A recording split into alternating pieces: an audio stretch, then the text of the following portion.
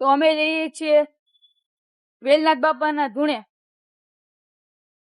જય વેલનાથ. તારીખ 2/4/2026 રોજ વેલનાથ જન્મ જયંતિ હોવાથી ધાંગધ્રામાં કુડા રોડ ખાતે આવેલ વેલનાથ વનમાં મેદાનની સફાઈ કરવી, વાઢ કરવી, જેસીબીથી મેદાનનું લેવલ કરવાનું હોવાથી આજે બધા મિત્રો પોતાનો સમય ફાળવીને શ્રમદાન કરવા આવ્યા છે. તો આ ભૂમિને વધુ સ્વચ્છ અને રળિયામણી બનાવવા માંગતા સૌર જ્ઞાતિ બંધુને કેમેરામાં કેદ કરવા માટે હું જઈ રહ્યો છું વેલનાથ વને. તમે પણ પધારો વેલનાથ વન.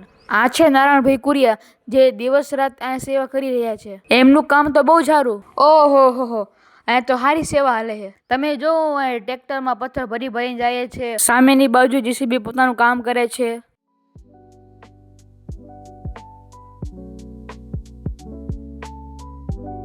પછી અમે બધાને મળી લીધું.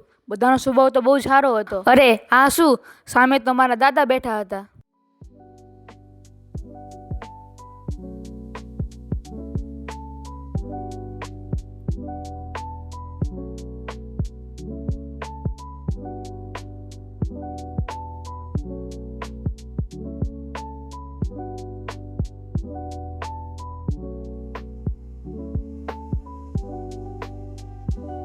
તમે બધા જુઓ, આ છે વેલનાથ બાપાનો ધૂણો.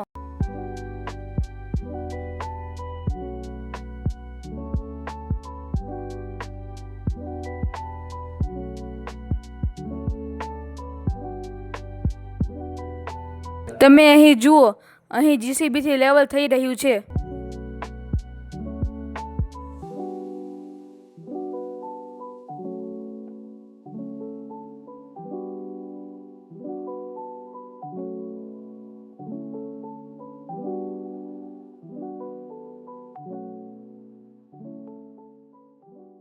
આ એ જ બોર છે કે જે આપણા સમાજના અગ્રણી પપ્પુભાઈ દ્વારા તેમનું ઉદ્ઘાટન થયું છે. આ ભાઈએ વેલનાથ વનના વિકાસ માટે પોતાના વિચારો રજૂ કર્યા. શું કરવું કે જેમ કે પથ્થરનું આપણે નાના નાના પથ્થરને આકાર આપીએ કે જય વેલનાથ ઓમ પ્રતિમા ઊભી કરી એમ. પછી બીજા ભૌમિતિક આકારો આપણે એવા બનાવશું કે જેમાં ફૂલ છે એ રીતે, જેથી કરીને આ જગ્યા છે એમાં ભાવ ઉભો થાય છે, સુંદરતા ઉભી આવી રીતનું આયોજન છે. મતલબ આ અહીંયા પથ્થર પડ્યા છે, આ તંગ તળાવ હોય ને તો એને એક વ્યવસ્થિત આકાર આપી દઈએ. આકાર આપી દઈએ તો એ જો આ અત્યારે છે એને જો ચોરસ શેપ જેવું તો એ ઊંચાઓ આપશે અને આઠું લાગે, ગમતી જેવું લાગે. પક્ષીઓના ચણ માટે ધીસ ઇઝ ચબૂતરો. જે આપણે જેસીબીની સેવા આપી રહ્યા છીએ તે આજે રાજુભાઈ વિંધાણી છે. તો ટ્રેક્ટરની સેવા આપનારનો પણ આપણે હૃદયપૂર્વક આભાર માનીશું.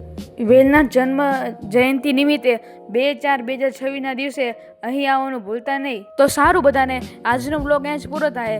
મને એવી આશા છે કે તમને આ વ્લોગ બહુ ગમ્યો હશે. આવો જ વ્લોગ જોવા માટે મને લાઈક, ફોલો અને સબસ્ક્રાઈબ કરો. બધાને જય વેલનાથ.